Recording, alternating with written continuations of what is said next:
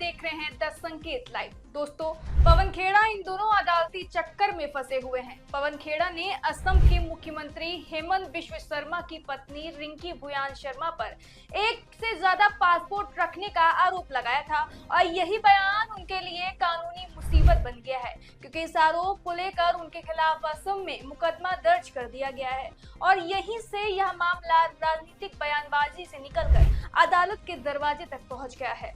अब आगे क्या हुआ यह समझना जरूरी है, क्योंकि यहीं से केस ने बड़ा मोड़ ले लिया है। गिरफ्तारी से बचने के लिए पवन खेड़ा ने पहले गुवाहाटी हाई कोर्ट का दरवाजा खटखटाया और अग्रिम जमानत की मांग की, लेकिन हाई कोर्ट ने उनकी याचिका खारिज कर दी और जैसे ही यह फैसला आया, मामला और गंभीर हो गया, क्योंकि अब गिरफ्तारी का खतरा और बढ़ गया। इसके बाद पवन खेड़ा ने सीधे सुप्रीम कोर्ट का रुख किया, जहां इस मामले की सुनवाई जस्टिस जेके माहेश्वरी और जस्टिस अतुल चंदूरकर की पीठ के सामने हुई और यहीं से शुरू होती है इस केस की सबसे दिलचस्प और महत्वपूर्ण बहस। अब बात करते हैं कोर्ट के अंदर क्या हुआ, क्योंकि वही इस पूरे मामले का असली केंद्र है। पवन खेड़ा की तरफ से सुप्रीम कोर्ट में वरिष्ठ वकील अभिषेक मनु सिंघवी ने पैरवी की। उन्होंने बहुत ही जोरदार तरीके से अपनी बात रखी। उन्होंने कहा कि यह मामला पूरी तरह से असामान्य है और सिर्फ आरोपों के आधार पर किसी व्यक्ति को गिरफ्तार करना उचित नहीं है।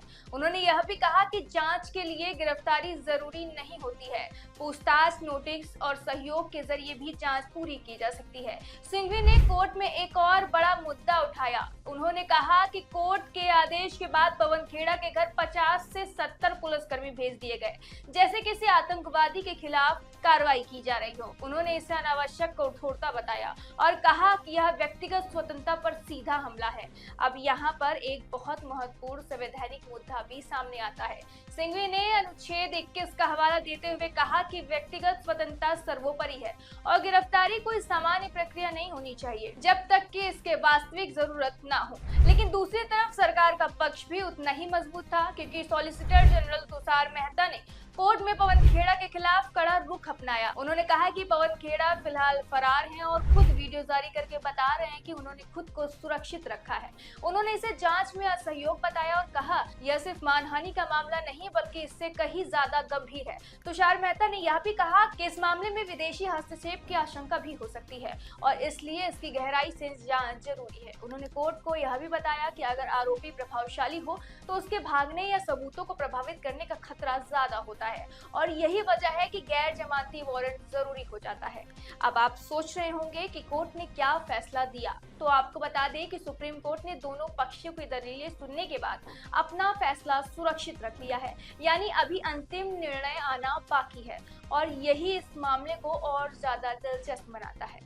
अब इस पूरे मामले का विवाद राजनीतिक पहलू भी समझना जरूरी है, क्योंकि यह सिर्फ एक कानूनी केस नहीं बल्कि सत्ता और विपक्ष के बीच टकराव का भी उदाहरण है। एक तरफ कांग्रेस इसे राजनीतिक प्रतिशोध बता रही है तो दूसरी तरफ बीजेपी इसे कानून के दायरे में कार्रवाई बता रही है। अब सवाल उठता है कि इस केस का आगे क्या असर हो सकता है, क्योंकि अगर सुप्रीम कोर्ट पवन खेड़ा को राहत देता है तो यह विपक्ष के लिए बहुत बड़ी जीत मानी जाएगी। अगर जमानत नहीं मिलती है तो यह कांग्रेस के लिए बड़ा झटका हो सकता है। इसके अलावा यह मामला एक बड़े सिद्धांत को भी सामने लाता है कि क्या सिर्फ आरोपों के आधार पर गिरफ्तारी होनी चाहिए। यह बहस सिर्फ एक केस तक सीमित नहीं है बल्कि पूरे देश की न्याय व्यवस्था से जुड़ा है, एक अहम सवाल है। अब अंत में सबसे बड़ा सवाल यही है कि क्या यह मामला सिर्फ एक कानूनी प्रक्रिया है या फिर इसके पीछे राजनीति का बड़ा खेल है। क्या पवन खेड़ा को राहत मिलेगी या फिर कानून का शिकंजा और कसेगा। आप अपनी राय कमेंट में जरूर बताइए। अगर आपको यह वीडियो पसंद आई हो तो लाइक करें, शेयर करें और द संकेत लाइव को देखते रहें।